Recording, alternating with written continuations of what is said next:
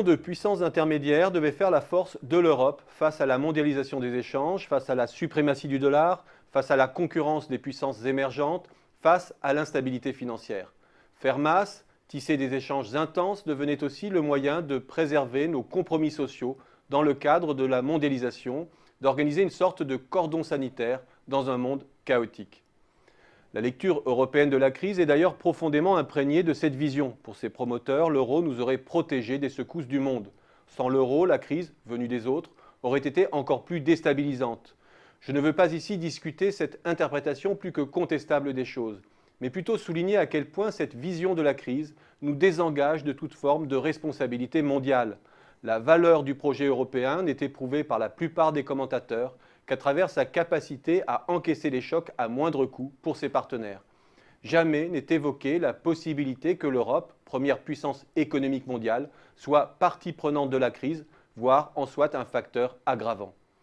Or, quelles sont les racines du dérèglement du système monétaire international à l'origine de la crise de 2007-2008 ? Le surendettement américain, certes. Mais comment les États-Unis sont-ils devenus en toute impunité ce consommateur en dernier ressort du monde durant les années 2000 ? Ils le sont devenus parce que face à la demande gigantesque de liquidités et de réserves des émergents, l'Europe n'a pas su et pas voulu faire de l'euro une véritable monnaie internationale à part entière aux côtés du dollar. Résultat, les États-Unis se sont surendettés en toute impunité et sans la moindre sanction des marchés.